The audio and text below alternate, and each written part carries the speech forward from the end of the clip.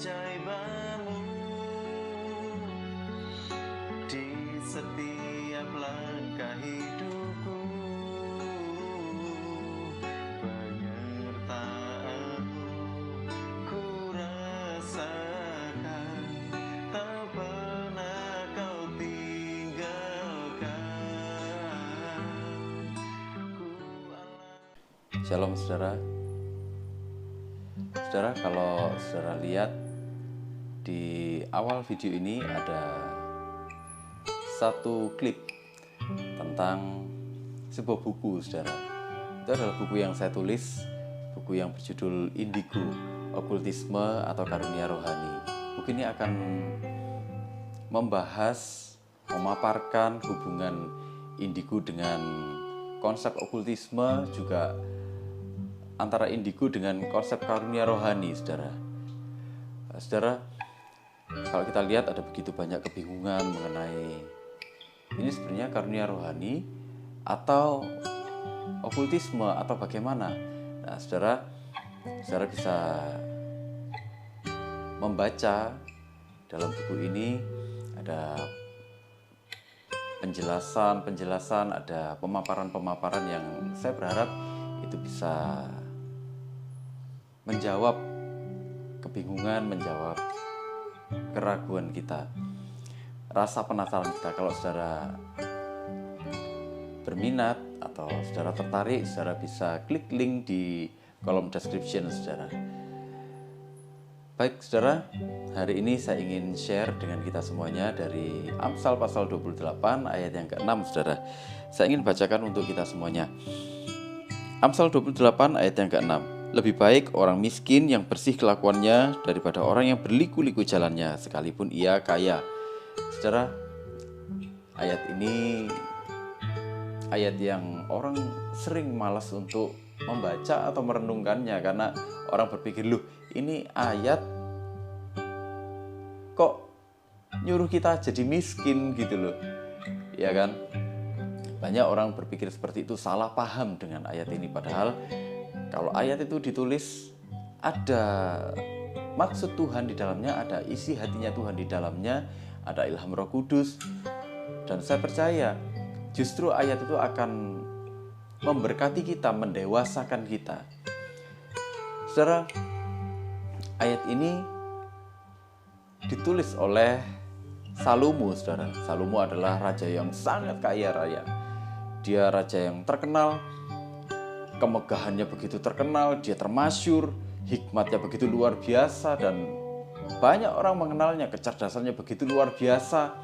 Bahkan dikatakan sebelum dia tidak ada yang seperti dia, juga setelahnya tidak ada yang seperti dia. Jadi kita bisa melihat bagaimana luar biasanya Salomo ini. Tapi justru Salomo menuliskan ayat seperti ini, saudara. Dalam perenungannya, saya yakin dia bertemu dengan banyak orang. Saya yakin dia melihat perilaku banyak orang. Itulah kenapa dia dengan ilham dari Roh Kudus, dia bisa menuliskan satu ayat yang akan mengajarkan kepada kita banyak hal. Saudara, Salomo ingin membawa kita melihat apa sebenarnya yang Allah lihat atau Allah inginkan dari sebuah kehormatan dibandingkan dengan apa yang menjadi ukurannya dunia. Saudara, banyak orang ingin dihormati oleh orang lain, tapi sebenarnya bukan cuman ingin dihormati, tapi banyak orang ingin diakui oleh orang lain. Benar gak, saudara? Itulah kenapa ada perilaku yang namanya flexing. Ada perilaku yang pamer-pamer seolah-olah dia kaya, bahkan padahal nggak kaya, padahal biasa-biasa aja. Tapi dia berusaha mati-matian pakai barang-barang branded, padahal nggak sesuai dengan kemampuannya.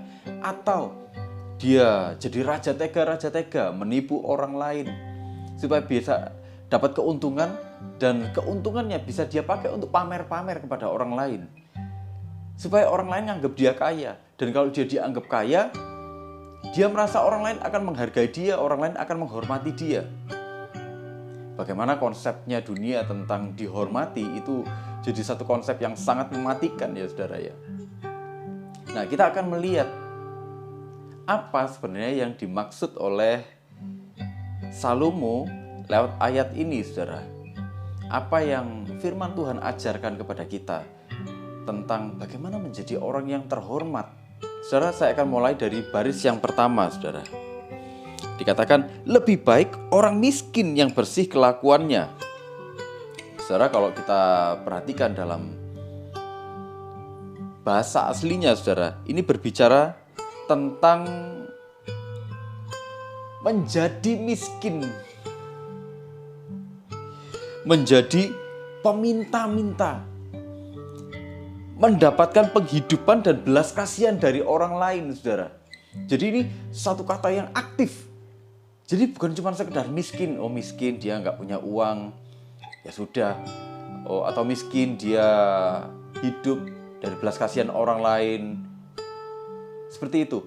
Jadi nggak cuman yang seperti itu saudara, tapi ayat ini berbicara tentang menjadi miskin. Bahkan ada kesan memiskinkan diri, menjadi peminta-minta. Kemudian orang ini justru dia ini mendapat penghidupan dari belas kasihan orang lain, dan dia melakukan itu semuanya. Nah, aneh kan saudara? Kenapa? Kok Salomo justru malah berpikir seperti ini? Padahal dia raja yang kaya raya, dia punya segala sesuatunya, dia nggak pernah kekurangan apapun. Tapi apa yang dimaksud di balik ini semua? Saudara, saya ingin bandingkan dengan satu ayat dalam Matius 5 ayat 3, saudara. Berbahagialah orang yang miskin di hadapan Allah, karena merekalah yang mempunyai kerajaan surga. Saudara, kata miskin di dalam ayat ini saudara, itu sebanding dengan kata miskin yang diucapkan oleh Tuhan di dalam Matius 5 ayat 3. Berbahagialah orang yang miskin di hadapan Allah. Loh, bagaimana orang bisa jadi bahagia kalau dia miskin? Bagi banyak orang, ini gak masuk akal ini. Itulah kenapa orang malas baca Amsal 28 ayat yang ke-6 ini. Kita disuruh jadi miskin.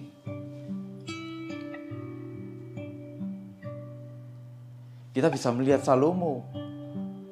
Salomo raja yang kaya raya, tapi dia punya pemikiran seperti ini, saudara. Saudara, saya akan lanjut. Nanti kita akan bahas sama-sama, saudara ya. Nanti kita akan renungkan sama-sama. Dikatakan, lebih baik orang miskin yang bersih kelakuannya. Saudara, dalam bahasa aslinya, bersih kelakuannya ini diterjemahkan sebagai integritas. Jadi, integritas itu adalah sebuah kualitas untuk memiliki kekuatan moral yang kuat, dan dia memilih untuk mempertahankan itu. Jadi orang yang punya integritas ini saudara, dia bisa membedakan mana yang hitam dan mana yang putih. Semakin orang berintegritas, semakin sedikit wilayah abu-abu di dalam hidupnya. Orang yang berintegritas, dia cepat ngerti mana benar mana salah. Dan kalau dia berintegritas, dia ngerti mana benar mana salah, karena dia punya kesadaran untuk mempertahankan prinsip-prinsipnya, mempertahankan nilai-nilainya, nilai-nilai kebenaran itu. Dia jadi orang yang tidak mudah goyah. Orang yang gak akan berkompromi dengan yang namanya dosa. Orang yang gak akan kompromi dengan yang namanya kejahatan, saudara. Dia gak akan kompromi dengan hal-hal yang seperti itu. Dia secara sadar, dia mengetahui mana yang benar, mana yang salah.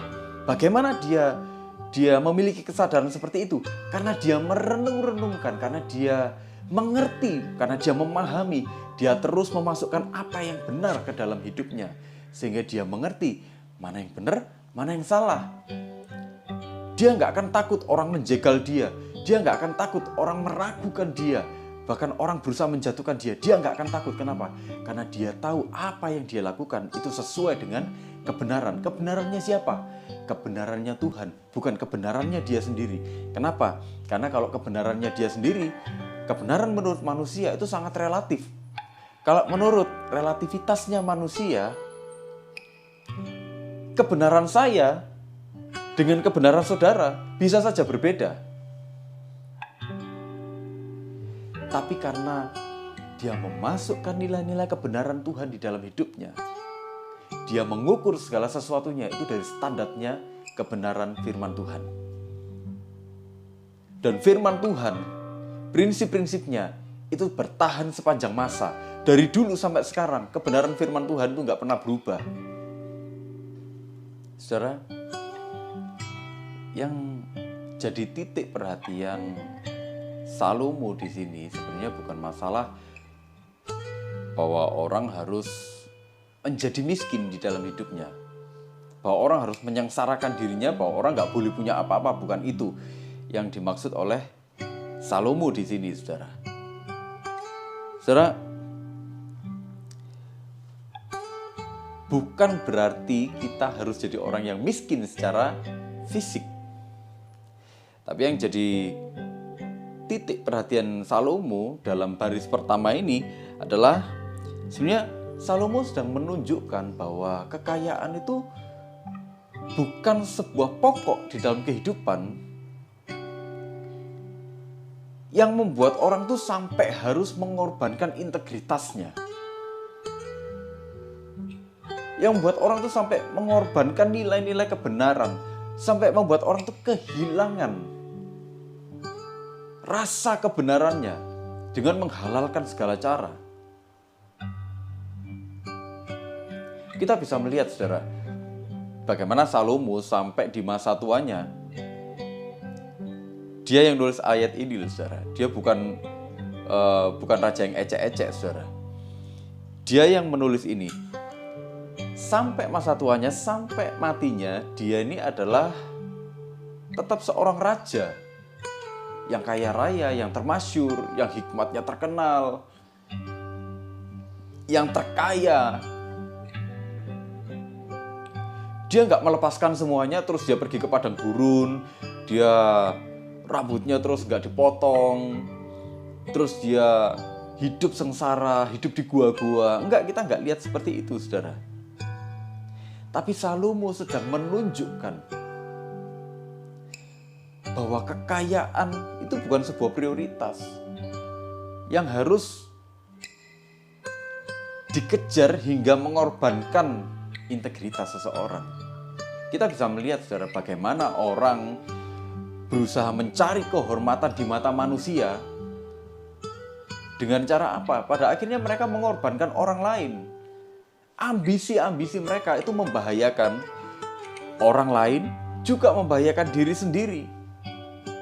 Kita bisa melihat bagaimana ambisi, keinginan untuk dihormati, keinginan untuk diakui dunia dengan standar materialistisnya dunia, itu membuat seseorang itu menjadi raja tega.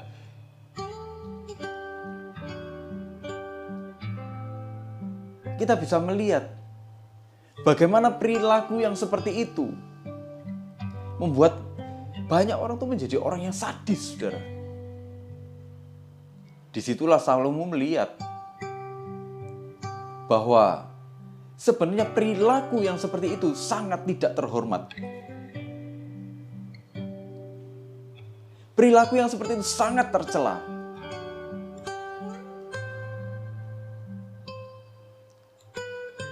Itulah kenapa dia bilang, lebih baik orang yang memiskinkan diri atau menjadi peminta-minta, tapi dia punya integritas, itu sangat terhormat di mata Tuhan. Kenapa? Karena Tuhan itu kebenaran. Dan kalau orang hidup di jalan kebenaran Tuhan, bagi Tuhan itu adalah sesuatu yang luar biasa. Salomo sedang mencoba mengatakan itu. Saudara, kalau kita ini mencari kehormatan dengan standar materialistisnya dunia, sudahlah, gak akan pernah ada habisnya.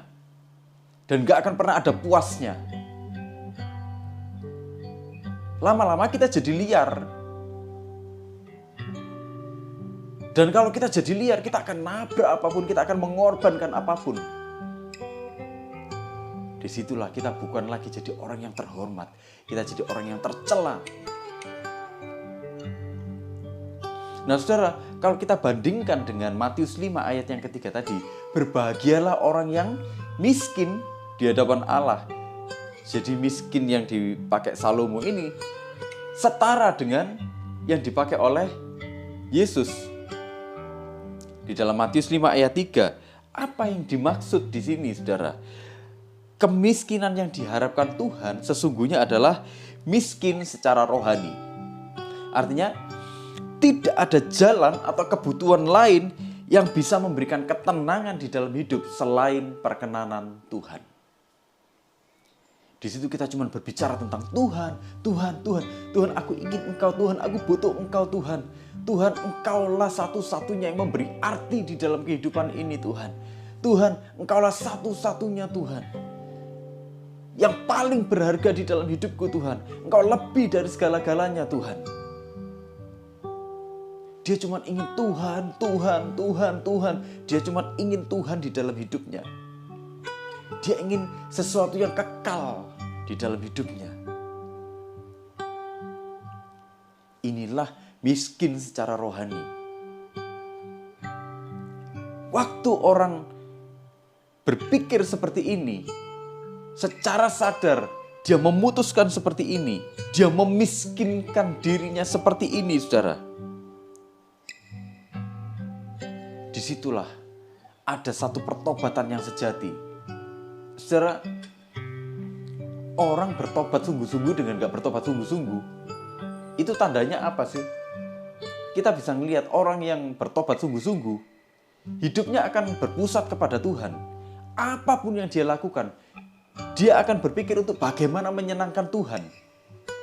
Bukan menyenangkan dirinya sendiri, bukan mencari keuntungan untuk dirinya sendiri. Itu kalau dia bertobat sungguh-sungguh.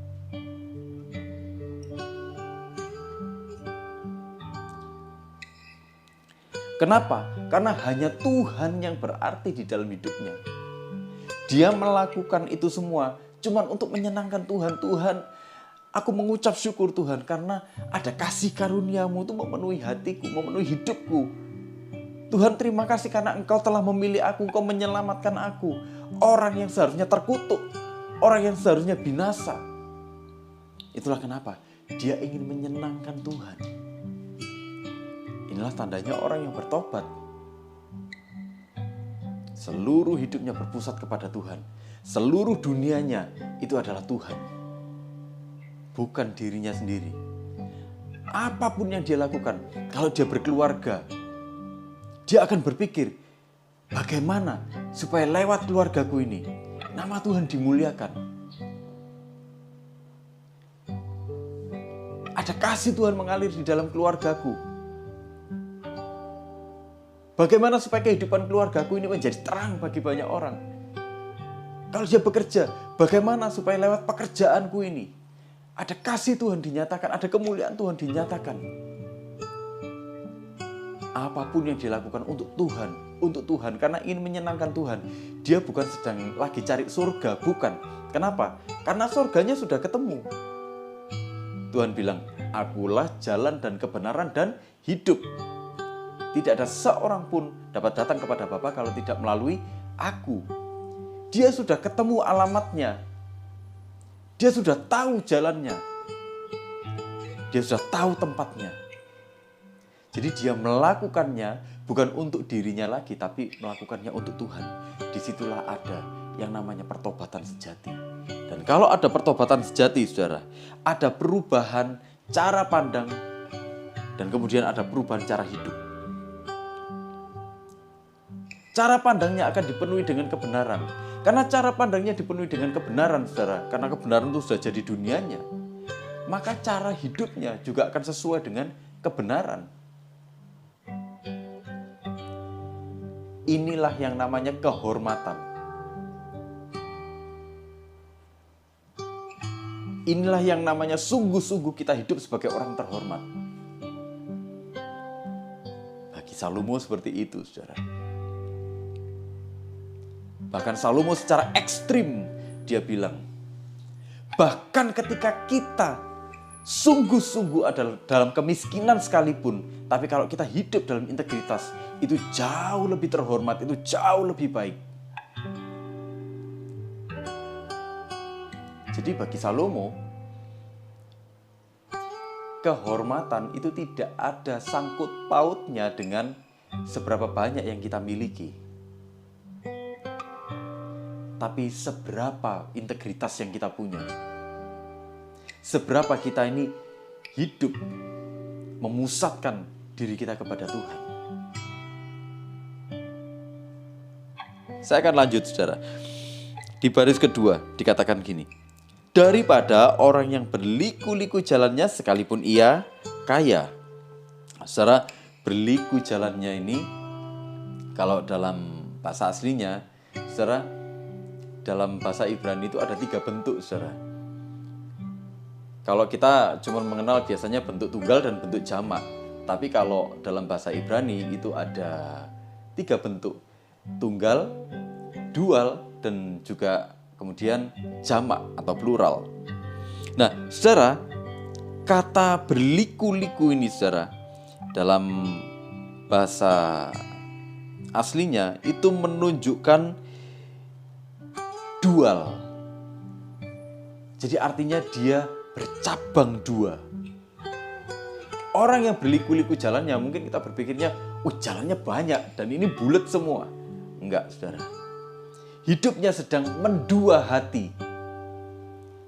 Dalam bahasa Inggrisnya dibilang perverse, yang artinya seseorang atau tindakan mereka itu menunjukkan keinginan yang disengaja dan keras kepala untuk berperilaku dengan cara yang tidak masuk akal atau tidak dapat diterima oleh banyak orang.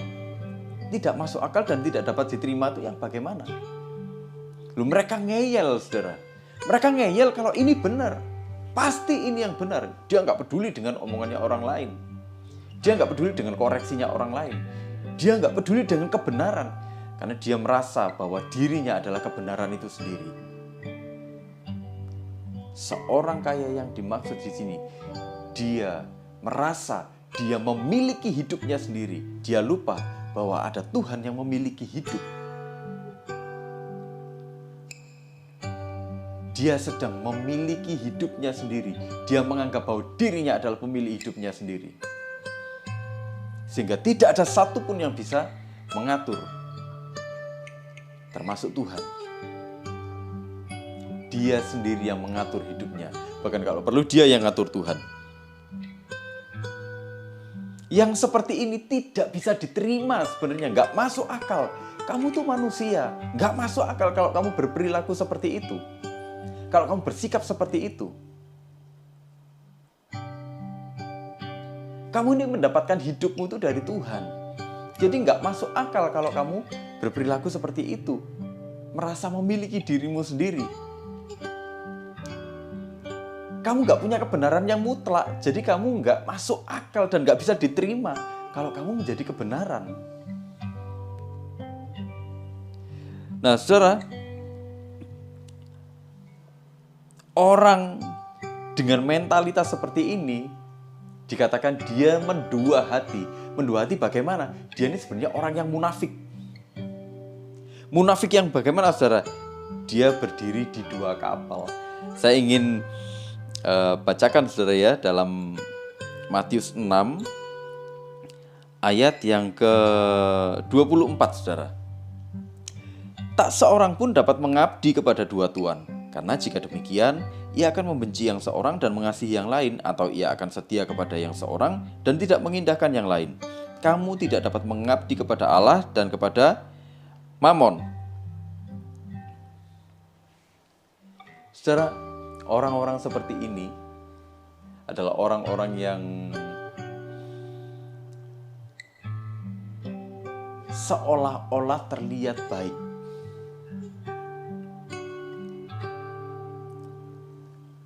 Seolah-olah dia ingin memuliakan Tuhan. Seolah-olah dia nyumbang. Seolah-olah dia memberkati. Seolah-olah dia melakukan semua kebaikan. Tapi sebenarnya dia sedang melayani hal-hal yang lain selain Tuhan. Dia punya berhala-berhala yang dia sembah. Siapa berhalanya? Dirinya sendiri adalah berhalanya, saudara. Waktu dia menginginkan uang, waktu dia menginginkan kekayaan, terobsesi dengan kekayaan, dia sebenarnya ingin memuaskan egonya sendiri, ingin memuaskan dirinya sendiri. Dia memang kelihatannya melayani, tapi sebenarnya di balik pelayanannya, dia sedang ingin menguntungkan dirinya sendiri. Dia memakai pelayanan-pelayanan untuk menguntungkan dirinya sendiri. Dia memakai perbuatan-perbuatan baik untuk menguntungkan dirinya sendiri. Dia memakai perbuatan-perbuatan baik mungkin untuk menjebak orang lain. Bahkan mungkin untuk mencelakakan orang lain supaya dia sendiri untung. Bagi Salomo, jelas bahwa ini adalah sebuah perbuatan yang sangat tidak bermoral, sangat tidak terhormat. Perbuatan yang sangat keji. Itulah kenapa kalau kamu kaya, jadi Salomo sedang berbicara seperti itu. Kalau kamu kaya, tapi kamu munafik, kamu mencelakakan orang lain, kamu tidak terhormat. Tidak peduli seberapa banyak yang kamu miliki, kamu tetap bukan orang yang terhormat.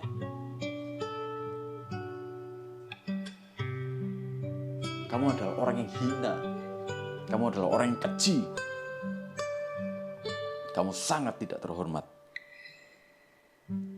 Saudara, saya akan bacakan lagi, saudara, dalam Yakobus 1 ayat yang ke-8. Yakobus pasal 1 ayat yang ke-8 ini ayatnya sangat terkenal sekali. Sebab orang yang mendua hati tidak akan tenang di dalam hidupnya. Saudara, orang yang mendua hati ini menutupi perbuatan jahatnya dengan hal-hal yang seolah-olah baik. Dia berbuat baik kepada banyak orang, tapi ternyata uangnya hasil dari korupsi semua. Uangnya hasil dari nipu orang semua. Dia merasa diakui orang lain, dia merasa dihormati orang lain, tapi sebenarnya dia sedang menari-nari di atas penderitaan orang lain.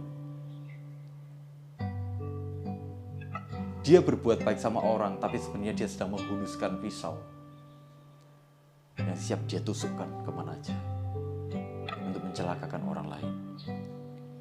Orang yang seperti ini dibilang tidak akan tenang di dalam hidupnya. Saudara, tidak akan tenang ini berbicara tentang anarki. Hidupnya akan dipenuhi dengan anarki. Loh, anarki itu apa? Anarki ini mengalami kekacauan. Jadi hidupnya itu tidak akan stabil. Hidupnya akan mengalami kekacauan. Kenapa? Saudara, orang yang munafik itu pasti akan berusaha menyembunyikan perbuatan-perbuatan jahatnya. Benar gak, saudara? Karena dia berusaha menyembunyikan perbuatan-perbuatan jahatnya, dia akan melakukan segala cara. Kenapa? Karena dia takut ketahuan. Kalau ketahuan, panjang kan urusannya, bahaya kan buat dia sendiri. Itulah kenapa bahkan dalam usahanya untuk menyembunyikan segala sesuatu itu supaya dia nggak ketahuan, dia akan terus mencelakakan orang lain. Dia akan terus mengorbankan orang lain. Dia akan melakukan pencitraan, tapi pencitraannya mengorbankan orang lain. Pencitraannya mencelakakan orang lain. Ini adalah perbuatan yang sangat jahat, perbuatan yang sangat keji, tidak terhormat. Sangat tidak terhormat. Saudara, Pelajaran apa yang bisa kita petik dari sini? Saudara, dalam hidup kita, apapun yang terjadi, ini bukan masalah kaya miskin, saudara. Bukan masalah kita punya seberapa atau kita malah nggak punya apa-apa. Bukan masalah itu.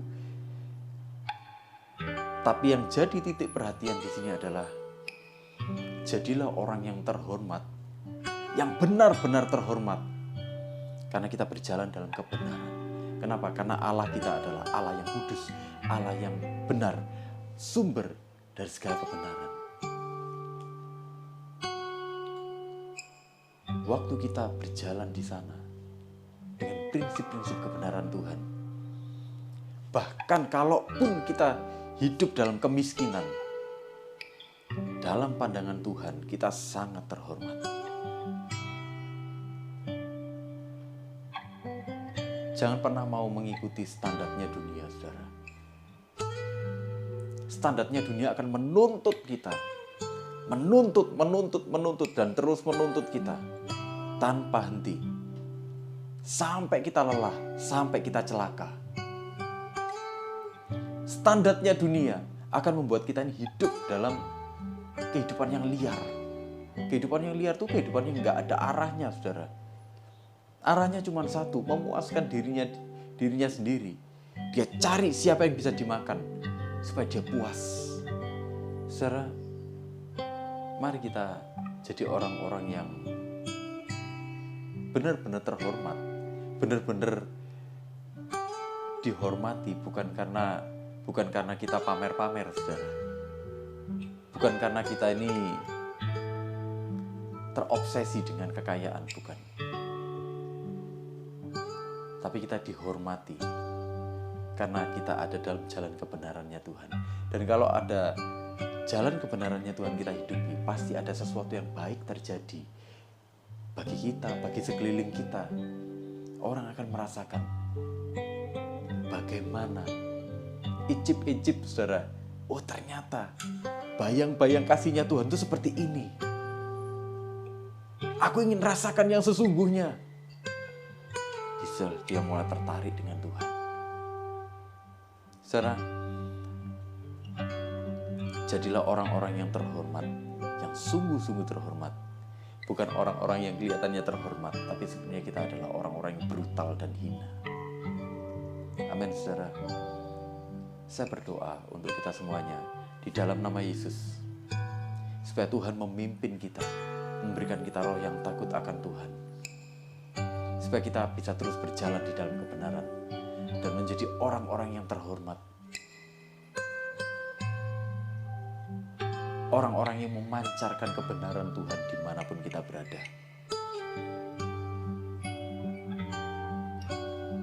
Kalau ada kegelapan di dunia ini, biar kita jadi terang di dalamnya. Biar kita jadi orang-orang yang terhormat di dalamnya. Tuhan Yesus memberkati kita semuanya. Di setiap langkah hidup